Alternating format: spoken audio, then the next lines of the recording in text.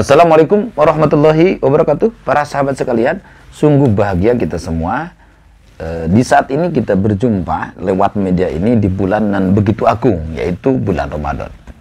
Kenapa? Karena bulan Ramadan itu diyakini bulan di mana saat yang tepat kita menjadikan tambah dan kuat keyakinan kepada Allah Subhanahu wa taala. Artinya di bulan ini saat yang begitu tepat kita untuk menambah, memperkuat dan memperkokoh keyakinan akidah kita terhadap agama, terhadap Allah Subhanahu wa taala. Kenapa? Karena biasanya seseorang di mana kala merasakan lapar, di mana kala merasakan kelelahan, biasanya dalam kondisi seperti itu kondisi batinnya itu lembek, kondisi ruhnya itu lembek, sehingga sangat begitu mungkin untuk diajak lurus mengikuti aturan-aturan syariat.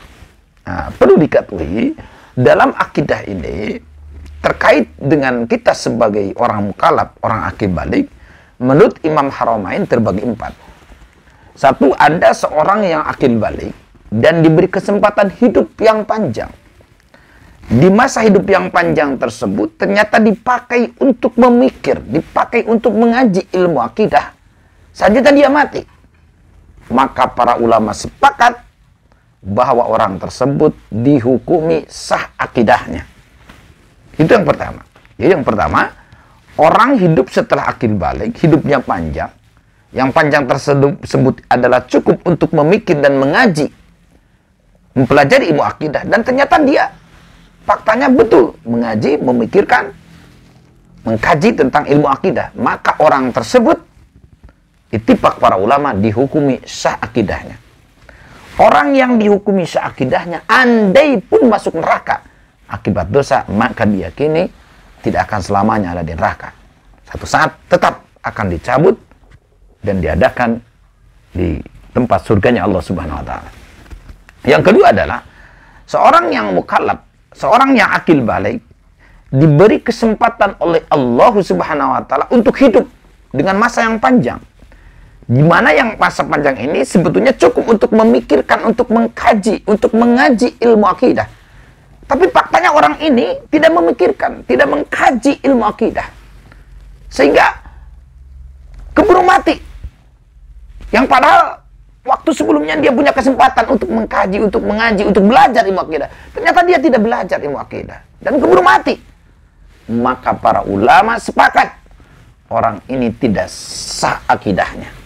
Sehingga jangankan tidak ibadah, andai pun ibadahnya tidak betul, karena tidak ada tujuan dalam ibadahnya, tidak ada tujuan akidah yang betul. Kenapa? Kan kita ibadah ini harus jelas kepada siapa kita beribadah. Ketika seseorang akidah kepada Allahnya miring atau salah, ya tentunya ibadah itu nggak menjurus pada hal yang semestinya. Kembali lagi, yang kedua, orang akil balik, setelah akil balik diberi kesempatan oleh Allah yang panjang, sehingga kesempatan tersebut sebetulnya sangat cukup untuk memikir, untuk mengkaji dan untuk belajar ilmu akidah. Ternyata orang ini tidak belajar, tidak mengkaji tentang ilmu akidah dan keburu mati. Maka orang ini seluruh ulama sepakat tidak sah akidahnya.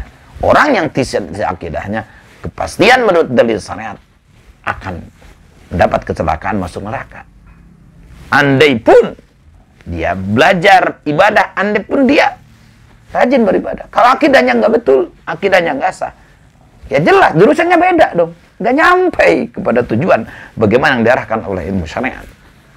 Ketiga adalah orang yang akil balik.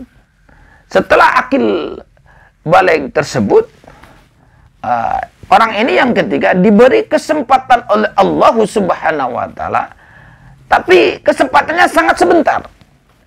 Angka dipresentasikan waktu ini sebenarnya tidak cukup untuk memikirkan, untuk mengkaji, untuk belajar ilmu akidah. Saking sebenarnya dia keburu mati. Tapi masa yang sebentar ini dia pakai semampunya untuk memikirkan akidah sebelum mati. Nah, maka orang ini diitipakkan oleh ulama, sah akidahnya. Sah akidahnya.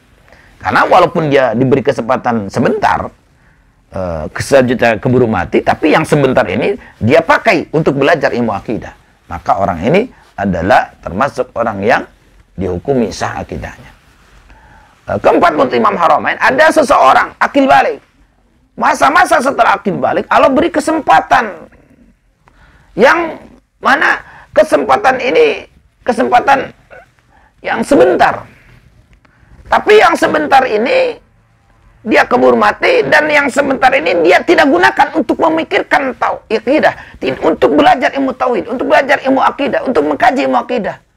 Masa sebentar ini. Maka para ulama dalam hal ini berselisih pendapat, ikhtilaf.